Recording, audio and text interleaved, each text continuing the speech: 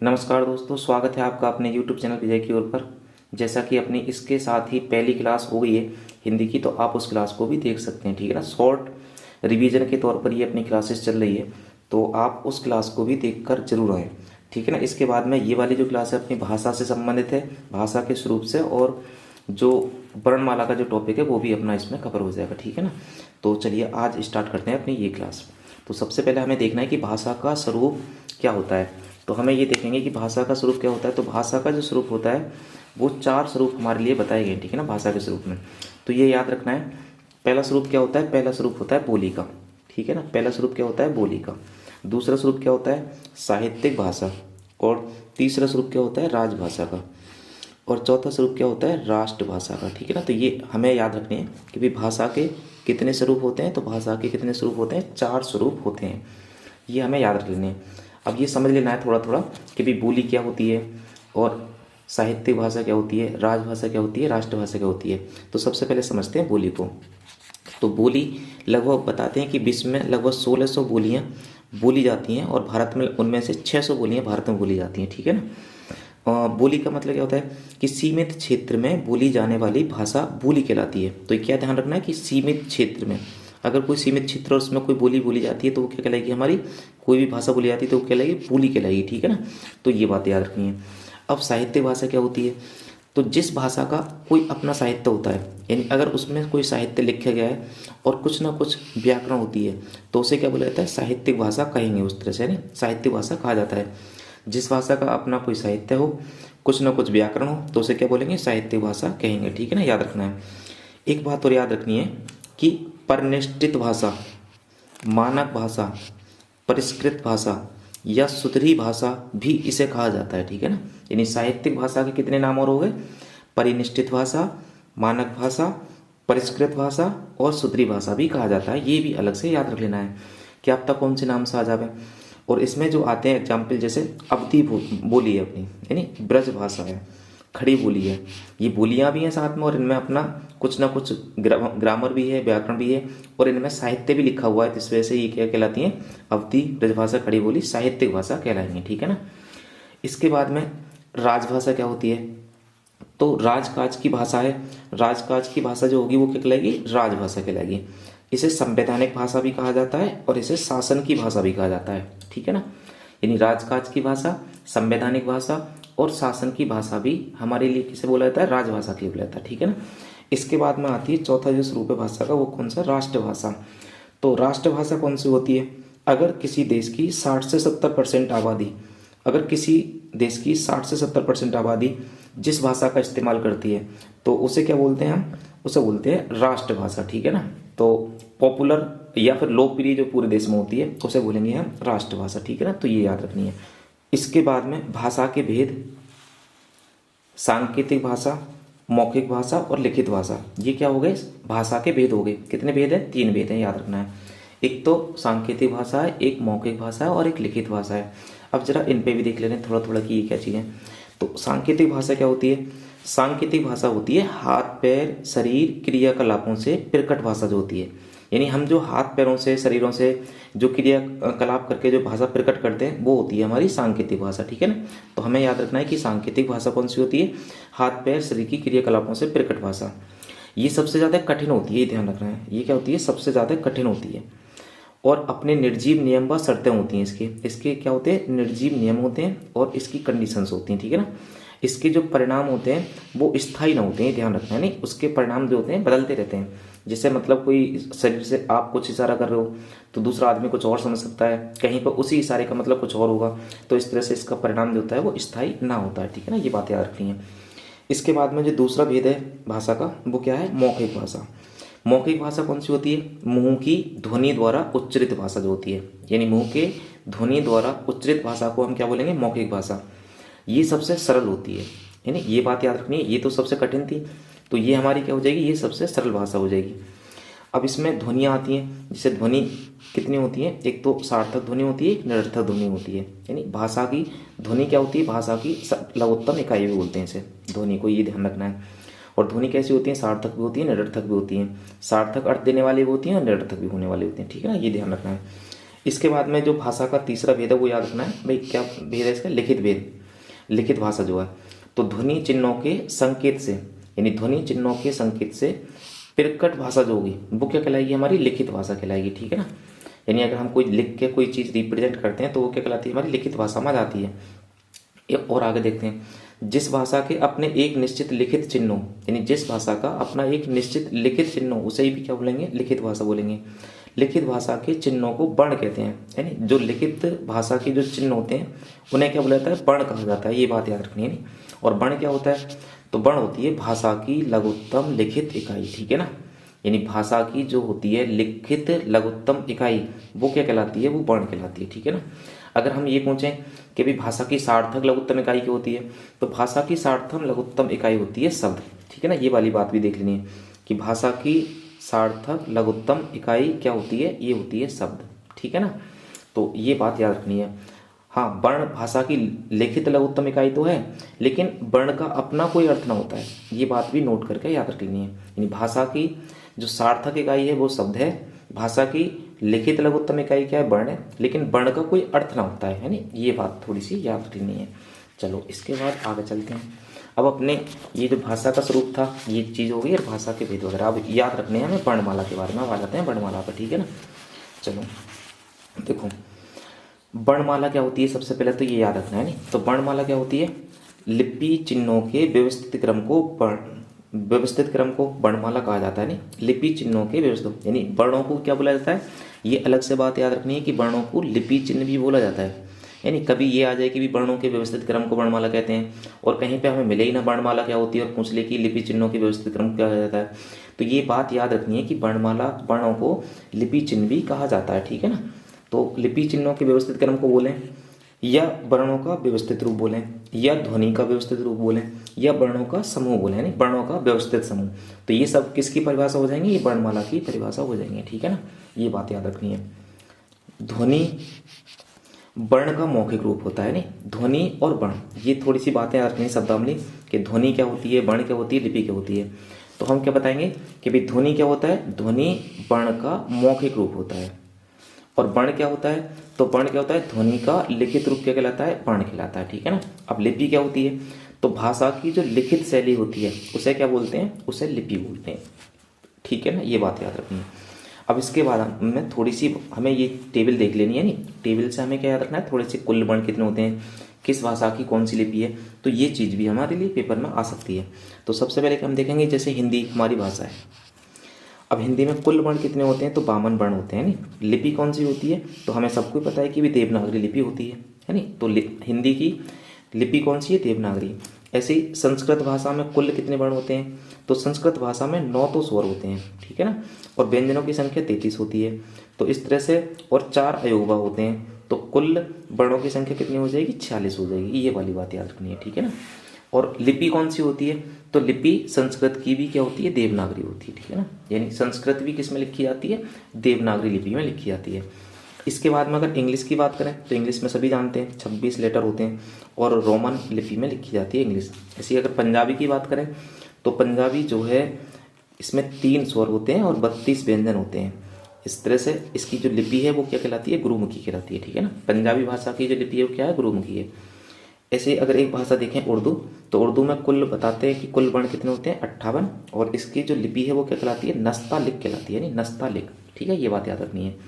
सबसे ज़्यादा जो लिपि चिन्ह है वो किस में आते हैं, चीनी भाषा में आते हैं। देखो 1 लाख तक इसमें लिपि चिन्ह होते हैं, इनकी भाव चित्रात्मक लिपि होती है, ये बात याद रखनी है।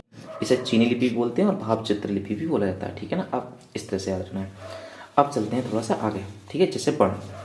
अब हम अगर याद करें कि भी अपनी हिंदी भाषा में कितने वर्ण थे, कुल 52 वर्ण थे, ऊपर हमने देखा, तो ये 52 वर्ण हो गए। इसमें स्वर कितने होते हैं, तो स्वर होते हैं 11, ठीक है ना। अयोगवा कितने होते हैं, तो अयोगवा होते हैं 2, ठीक है ना। 11 स्वर होते हैं, अयोगवा कितने होते हैं, 2। ऐसे ही अगर व्यंजन पूछे तो व्यंजनों की संख्या जो होती है वो 33 होती है, ठीक है ना, ये याद रखना है। लेकिन अगर कुल व्यंजन पूछे तो कितने हो जाएंगे, 39 हो जाएंगे। अब ये 39 कैसे कैसे, देखो स्पर्शी व्यंजन कितने होते हैं, 25 होते हैं, ये थोड़ा सा अलग याद रखना है। अंतस्थ व्यंजन कितने होते हैं, 4 होते हैं, ठीक है ना। ऊष्म व्यंजन कितने होते हैं, 4 होते हैं।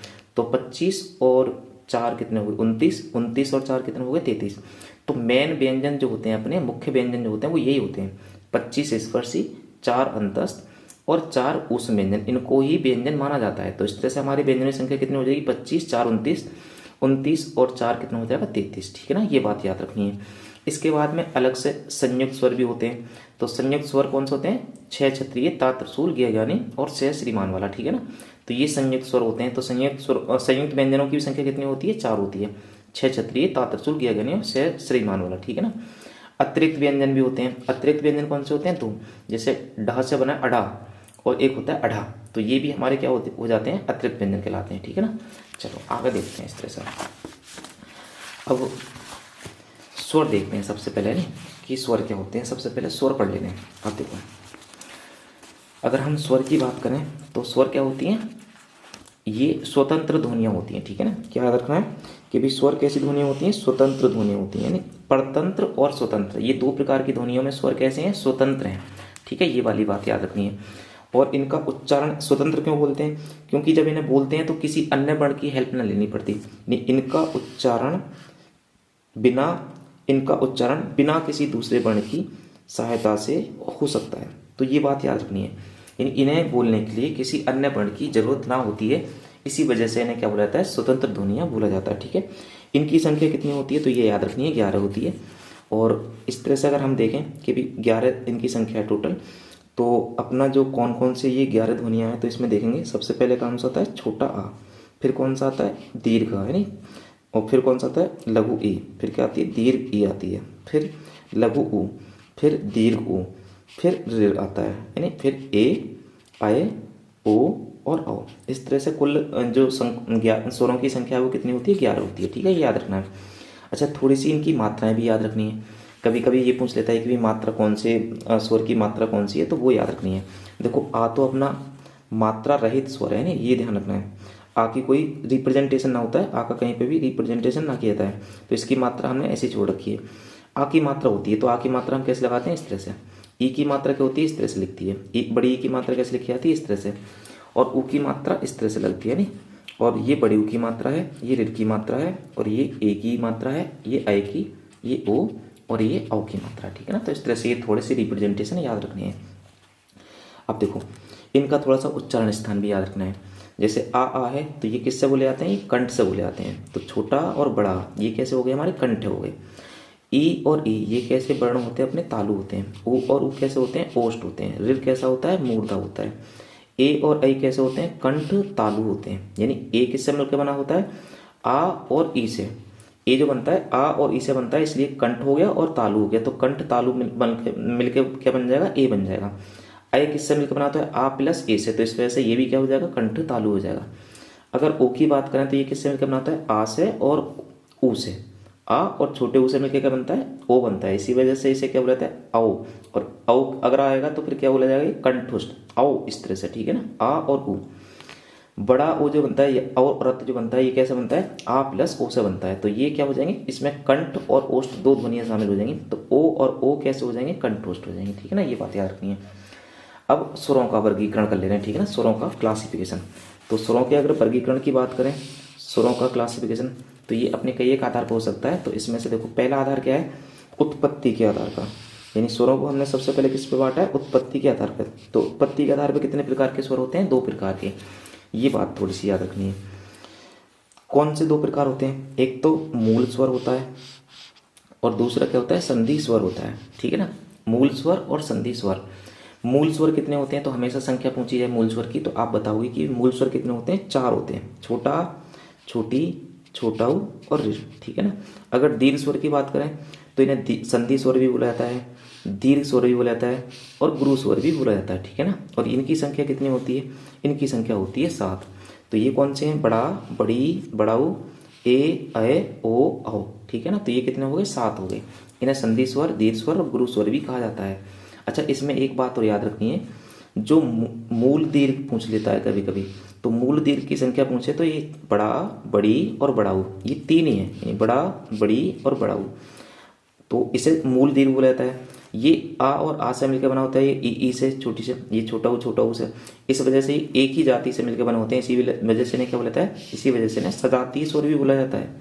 ठीक है ना। लेकिन आज के टाइम पे अगर कभी आ जाए और वर्ण विन्यास करने के लिए, तो आप ऐसे मत तोड़ देना कि भी आ प्लस आ में, ये बात ध्यान रखनी, आ का जो बड़ा आ है अब इसने अपना स्वतंत्र अस्तित्व ग्रहण कर लिया है तो आ ही लिखा जाता है। कैपिटल ई है तो बड़ी ई है तो बड़ी ई लिखी जाती है, और बड़ा ऊ है तो बड़ा ऊ ऐसे ही लिखा जाता है, ठीक है ना। इसे तोड़ के मत लिख देना कभी, ये बात याद रखनी है। संयुक्त स्वर की अगर बात करें तो संयुक्त स्वर जो होते हैं वो 4 होते हैं, ठीक है ना। इनकी संख्या कितनी होती है? 4 होती है, और इन्हें विजातीय स्वर भी बोला जाता है। तो इन्हें विजातीय या फिर संयुक्त क्यों बोलता है? क्योंकि संयुक्त होकर बने, दो स्वरों से मिलकर बने होते हैं। दो संयुक्त स्वर, दो जैसे ए है अपना किससे बनता है? आ और ई से। ए की अगर बात करें तो किससे बनता है? आ प्लस ए से। ओ क्या होता है अपना? आ प्लस ऊ, यानी ये हो गया औ। और ये ओ जो होता है ये किससे बनता है? आ प्लस ओ से, ये क्या हो गया? औ हो गया, ठीक है ना, इस तरह से। तो ये हो गए अपने उत्पत्ति के आधार पर। अगर दूसरा टाइप देखें तो ये है अपना उच्चारण के आधार पर, ठीक है ना, उच्चारण के आधार पर। तो उच्चारण के आधार पर स्वर कितने प्रकार के होते हैं? तो उच्चारण के आधार पर स्वर होते हैं 3 प्रकार के। पहले नंबर पे क्या होता है? ह्रस्व स्वर होता है, दूसरे नंबर पे दीर्घ स्वर होता है, और तीसरा जो होता है वो कौन सा होता है? प्लुत स्वर होता है। ह्रस्व स्वर में क्या होता है? एक मात्रिक जो स्वर आते हैं वो ह्रस्व स्वर में रखे जाते हैं, द्विमात्रिक जो स्वर आते हैं वो दीर्घ स्वर में रखे जाते हैं, और जो त्रिमात्रिक होते हैं वो प्लुत स्वर में रखे जाते हैं, ठीक है ना, ये बात याद रखनी है। अब ह्रस्व स्वर में तो वही है छोटे, यानी तो ये छोटा, छोटी, छोटा ऊ और ऋ, ठीक है ना, ये हो गए हमारे ह्रस्व स्वर। अगर दीर्घ स्वर की बात करें तो बड़ा, बड़ी, बड़ाऊ और ए, ओ और औ, ठीक है ना, ये दीर्घ स्वर हो गए। अगर प्लुत स्वर की बात करें तो इनका इस्तेमाल कहाँ पर होता है? इनका इस्तेमाल होता है किसी को पुकारने में, ठीक है ना, किसी को पुकारने में, मंत्रों आदि के उच्चारण में, ठीक है ना। तो इसका हमारा प्लुत स्वर का किसी को अगर हम बुला रहे हैं तब भी हम प्लुत स्वर का इस्तेमाल कर सकते हैं।